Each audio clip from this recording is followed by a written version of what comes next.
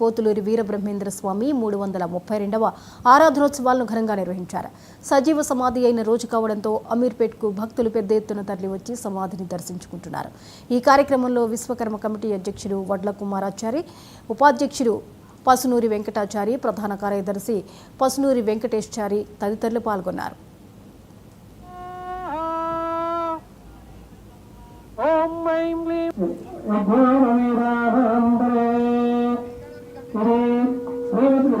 శ్రీ పోతులూరు వీరబ్రహ్మేంద్ర స్వాముల యొక్క ఆశీస్సులు కలగాలని ఈరోజు శ్రీ పోతులూరు వీరబ్రహ్మేంద్ర స్వాముల వారి 332 ఆరాధన మహోత్సవ కార్యక్రమంకు జరుపుకోవడం జరిగింది. ఇట్టి కార్యక్రమానికి విశ్వకర్మ కుటుంబ సభ్యులతో పాటు అమీర్పేట గ్రామ పెద్దలు మరియు కుల సంఘాల వారు, వివిధ గుడి అధ్యక్షుల వారు అందరూ కూడా సహాయ సహకారాలు అందించారు.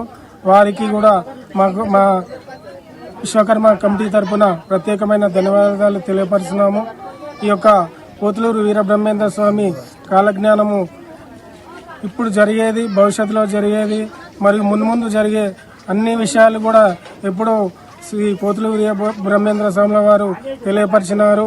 అలాంటి వీరబ్రహ్మేంద్ర స్వాముల వారిని మనము వారి యొక్క కార్యక్రమాలను ఎప్పటికప్పుడు గుర్తు చేసుకుంటూ వారి కార్యక్రమాలను మన విశ్వకర్మ కుటుంబ సభ్యులం కూడా ప్రతి ఊరిలో, మండలంలో, జిల్లాల వారీగా అంతటా చాలా గొప్పగా జరుపుకోవాలని మా యొక్క మనవి చేస్తున్నాను.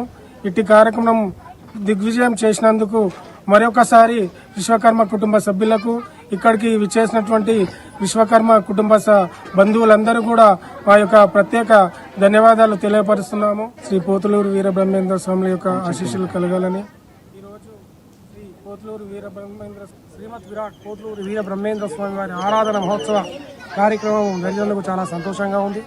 దానికి నేను పౌరోహిత్యం వహించినందుకు మరింతగా సంతోషంగా ఉంది. అయితే రాను రాను ఏమవుతుంది, నాగరికత అనేది అంతరించిపోతుంది. పూర్వం మనకన్నా ఇప్పుడు నాగరికత పేరు మీద ఏదైతే కల్చర్ ఉందో అది అంతకంటే ముందు మన పూర్వీకులు అందరూ ఒక అనువైనటువంటి పద్ధతితో ప్రకారంగా అనుకూలమైన ఆరోగ్య సంబంధ సూత్రాలతో పాటు నాగరికతను పెంపొందించారు.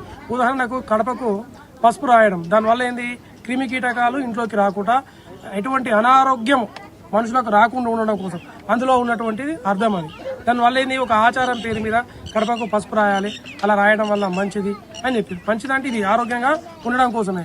అటువంటిది మరి కొన్ని ఆరోగ్య సూత్రాలతో పాటు హిందూ సాంప్రదాయాన్ని కూడా ముందుకు తీసుకెళ్ళారు.